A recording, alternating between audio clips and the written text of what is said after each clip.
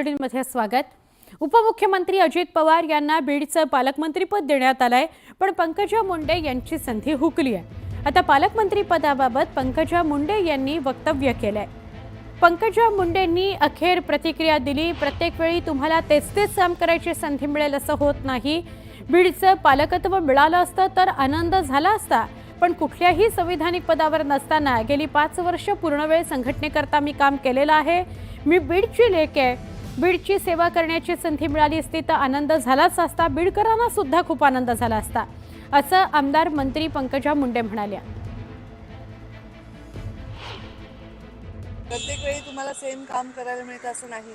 जसं आता ते डावोसला गेलेले आहेत। डावोसवरून आल्यानंतर ते त्याबद्दलचा निर्णय घेतील। तोपर्यंत त्या ज्यांना जाहीर केलेलं होतं तेच तिथं झेंडावंदन करणार आहेत। तशा प्रकारच्या सूचना मुख्यमंत्री महोदयांनी दिलेल्या पण दिलेली काही ठिकाणी 2 ठिकाणी त्या 2 ठिकाणी त्यांनी सांगितलं की ज्यांची नावं होती त्यांच्याकडनं झेंडावंदन करा। मी आल्यानंतर त्या संदर्भातली चर्चा करतो। हा सर्वस्वी कुठलं खातं द्यायचं, कुठलं पालकमंत्रीपद द्यायचं, कुठलं त्या ठिकाणी कुणाला मंत्रिमंडळात घ्यायचा, सर्वस्वी अधिकार तोही पत्रकार मित्रांना माहिती आहे की हा मुख्यमंत्र्यांचा असतो। एकनाथराव मुख्यमंत्री होते तेव्हाच ते करायचे। आता देवेंद्रजी मुख्यमंत्री आता ते करतात। नवा उदय होणार आहे महाराष्ट्रात असं वडेट्टीवार आणि राऊत म्हणतायत। उदय सामंत हे आता पक्ष फुटू शकतो थेट त्याचा अर्थ। याला काही अर्थ नाही। त्याला हे तथ्यहीन बातम्या आहेत। उगीच कारण नसताना अशा प्रकारच्या बातम्या पसरून देणं बरोबर नाही। आता मधी पण मी त्या दिवशी बारामतीमध्ये होतो, एक हे लावून टाकत तर त्यामध्ये काहीतरी सैफच्या घरावर हल्ला झाला होता। एवढ्या बातम्या, मुंबईची कायदा सुव्यवस्था ढासळली, अमकं नाही तमकं नाही फलान नाही।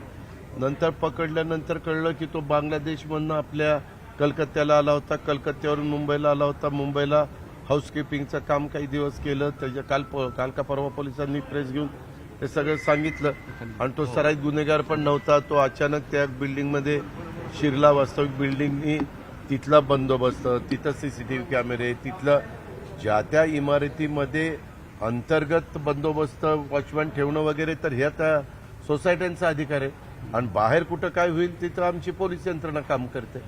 पालकमंत्री बीडचे पालकमंत्री झाल्यानंतर आता नवीन विषय आलेला आहे की तुम्ही शॅडो पालकमंत्री हे धनंजय मुंडे असतील म्हणे, आणि त्यामुळे तुम्ही लवकर आपण अजित पवारला किती वर्ष ओळखता? खूप वर्ष अजित पवार तसा वागून पुढं म्हणजे तसा माझा वागतो नाही। लोकांचं काय म्हणणं आता तिथं मी गेल्यावर कळेल ना लोकांना। दादा अक्षय शिंदे एन्काउंटर मध्ये कोर्टाने 5 पोलिसांना दोषी। मी आता तिथं कार्यक्रमात होतो तेव्हा टीव्हीला ती बातमी बघत होतो।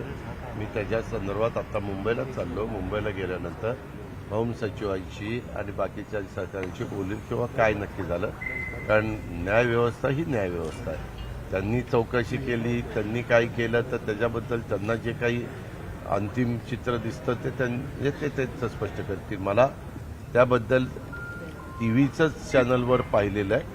मी बाकीची माहिती घेऊन त्याबद्दलचं स्पष्ट मत देऊ इच्छितो। दादा बांगलादेशी घुसखोरते आहे ना, त्याचं आपल्याकडे संभाजीनगर पण 10,000 निकाले। जे कुणी असतील आपल्या देशात आपल्या भारतीयांना राहण्याचा अधिकार आहे। बाहेरच्यांना इथं राहण्याचा अधिकार नाही। त्याला आपल्या संविधानामध्ये, कायद्यामध्ये, नियमामध्ये स्पष्टता दिलेली आहे। त्या पद्धतीनं सगळ्यांनी वागलं पाहिजे आणि कायदा सुव्यवस्थेची परिस्थिती हाताळली पाहिजे। थँक्यू दादा, खूप आनंद झाला। उपमुख्यमंत्री अजित पवार राजकीय 2 विषय ज्याच्याविषयी त्यांच्या स्टाईलने त्यांनी उत्तर दिलेलं आहे। एक तर उदय सामंतांसंदर्भातली झालेली चर्चा आणि दुसरं म्हणजे सगळ्यात महत्त्वाचं पालकमंत्री पदासंदर्भात बघितलं आपण। अजित पवारांनी प्रतिक्रिया दिली पालकमंत्री पदासंदर्भात। झेंडावंदन नाशिक आणि रायगडमध्ये आत्ताचे जे पालकमंत्री आहेत तेच करतील असं स्पष्ट करण्यात आलेलं आहे। आणि आल्यानंतर दावोसवरून मुख्यमंत्री या संदर्भातला निर्णय घेतील असंही स्पष्ट झालंय। या आणि अशा अजून काही महत्त्वाच्या घडामोडी आपल्याला सविस्तरपणे आणि वेगवान स्वरूपात सुद्धा बघायच्या आहेत। सुपरफास्ट 100ला आपण सुरुवात करणार आहोत आणि या बुलेटिनला सुरुवात करताना आपल्याला बघायच्या आहेत हेडलाईन्स।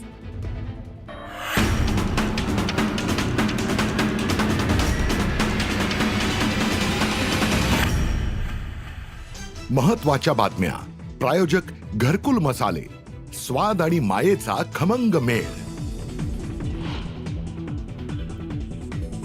बदलापुरातील अक्षय शिंदे एन्काउंटरला पोलीसच जबाबदार, न्यायालयीन चौकशी समितीचा अहवाल. सैफ अली खानच्या हल्लेखोराविरोधात सापडले पुरावे, सैफ अली खानच्या इमारतीतून सापडले आरोपीचे 19 फिंगरप्रिंट्स, पोलिसांकडून तपासाला वेग. उद्धव ठाकरे शरद पवारांच्या भेटीकरता सिल्व्हर ओकवर दाखल, स्थानिक स्वराज्य संस्थांच्या निवडणुकीबाबत चर्चा होण्याची शक्यता. उद्धव ठाकरेंना संपून शिंदेंना आणलं, आता शिंदेंना संपून नवीन उदय पुढे येईल. विजय वडेट्टीवारांनी उदय नावाचा सूचक उल्लेख केल्यानं राजकीय वर्तुळात चर्चांना उधाण. उदय सामंतांसोबत 20 आमदार, एकनाथ शिंदे रुसले होते तेव्हाच उदय होणार होता. खासदार संजय राऊतांचा मोठा दावा, वडेट्टीवारांच्या वक्तव्यानंतर संजय राऊतांकडून उदय सामंतांवर जोरदार टीका. एकनाथ शिंदे माझे आणि माझे हे संबंध राजकारणापलीकडचे, आमच्या दोघांमध्ये वाद निर्माण करण्याचा प्रयत्न करू नका. वडेट्टीवारांनी केलेल्या भाकितावर उदय सामंतांचा पूर्णविराम. उपमुख्यमंत्री एकनाथ शिंदे नाराज आहेत, त्यांनी महाकुंभमेळ्यात जावं. पालकमंत्री पदावरून शिंदे नाराज असल्याच्या चर्चांवरून राऊतांचा शिंदेंना टोला. नाशिक आणि रायगडमध्ये शिवसेनेचा पालकमंत्री न दिल्यानं एकनाथ शिंदे नाराज असल्याची सूत्रांची माहिती. नाराज एकनाथ शिंदे सध्या साताऱ्यातील दरे गावात. टक्कलग्रस्तांना वाटलं जाणारं औषध वाटप कोल्हापूर महापालिकेनं रोखलं. सलमानच्या औषधाला अधिकृत आधार नसल्याचा दावा, टक्कलग्रस्तांकडून कारवाईला विरोध.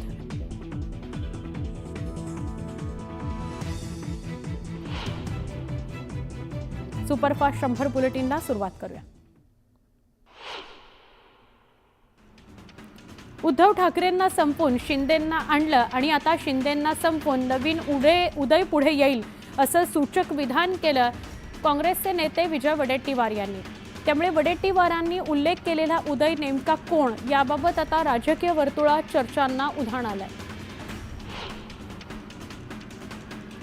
विजय वडेट्टीवारांच्या वक्तव्याला संजय राऊतांनी दुजोरा दिलाय. उदय सामंतांसोबत 20 आमदार आहेत, शिंदे रुसले तेव्हाच उदय होणार होता असं राऊत म्हणाले. एकनाथ शिंदे लपून छपून नाराजी व्यक्त करत नाहीत, ते मुख्यमंत्री असतानाही दरेगावी जात होते. राहता राहिला उदय सामंतांचा प्रश्न, तर त्यांच्याकडे 20 नाही 60 आमदार आहेत. मी त्यांच्यासोबत आणि ते माझ्यासोबत आहेत असा टोलाही संजय शिरसाटांनी विरोधकांना लगावला.